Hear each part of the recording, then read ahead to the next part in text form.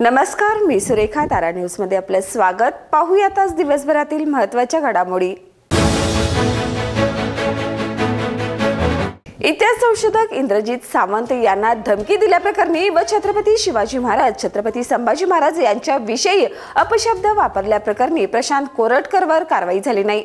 त्यांना अटक न झाल्याने उद्या 6 जानेवारीला कोल्हापुरात इंडिया आघाडी व शिवप्रेमी संघटनांनी मुख्यमंत्र्यांचा ताफा अडवण्याचा निर्णय घेतलाय. ठेकेदारांची कोट्यावधी रुपयाची बिले शासनाने दिली नाहीत. थकीत बिलांच्या मागणीसाठी महाराष्ट्र राज्य कंत्राटदार महासंघाच्या वतीने सोमवारी 10 मार्चला जिल्हाधिकारी कार्यालयावर मोर्चा काढण्यात येणार आहे. शाहूवाडी तालुक्यातील मलकापूर येळाणे येथे पायी चालत असताना मागून येणाऱ्या रिक्षाने जोराची धडक दिल्याने राकेश डोंगरे या 36 वर्षीय तरुणाचा जागीच मृत्यू झाला.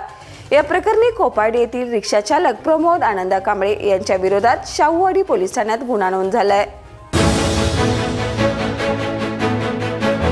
पन्हाळा किल्ल्यावर पर्यटन महोत्सवाला सुरुवात झाली असून इंटरप्रिटेशन सेंटर येथे ऐतिहासिक अस्त्र-शस्त्र, नाणी व कागदपत्रांचे प्रदर्शन खुले झाले आहे.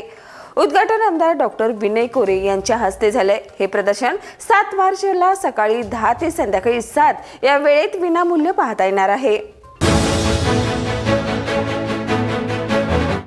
गेली 65 वर्षे वैद्यकीय क्षेत्रात अग्रेसर असणारे आणि अखंडितपणे रुग्णसेवा देणारे विन्स हॉस्पिटल आता अधिक सुसज्ज आणि विस्तारित मल्टीस्पेशालिटी सुविधासह तयार आहे. या नव्या सुसज्ज इमारतीचं उद्घाटन सोहळा येत्या गुरुवारी 6 मार्च 2025 रोजी सायंकाळी 4 वाजता महाराष्ट्र राज्याचे मुख्यमंत्री देवेंद्र फडणवीस आणि खासदार श्रीमंत शाहू महाराज छत्रपती व इतर मान्यवर यांच्या शुभ हस्ते संपन्न होणार आहे.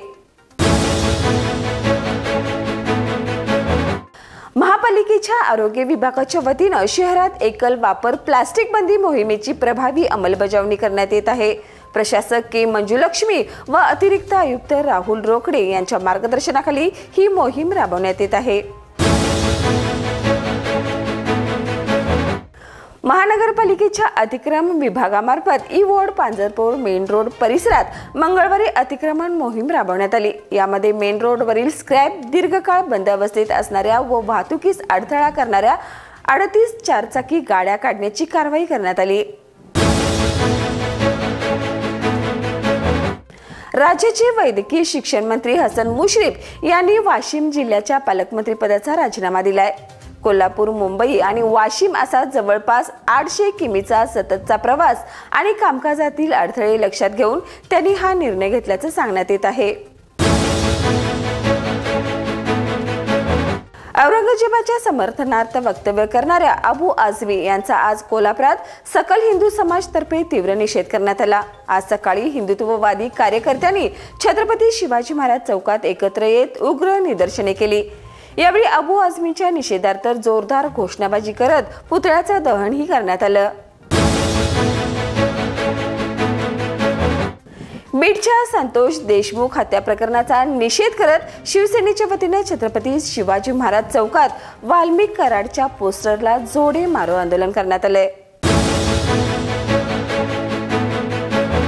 तर या होत्या आज दिवसभरातील महत्त्वाच्या घडामोडी. उद्या पुन्हा भेटूया नवीन बातमीपत्रासह. तोपर्यंत पाहत राहा तारा न्यूज. बाळ, फ्रीज मधून श्रीखंड काढ ना. आम्ही पूर्वी घरीच बनवायचो श्रीखंड. त्याची चवच वेगळी होती. आता काय सगळं रेडीमेड. आजी, हे श्रीखंड खाऊन बघ. आज तुझ्या आईनं घरीच बनवलं की काय? हे आहे गोकुळचं श्रीखंड. अगदी जिभेवर रेंगाळणार. जिभेवरच नाही तर मनावरही रेंगाळणार. गोकुळ श्रीखंड, मनावर रेंगाळणार.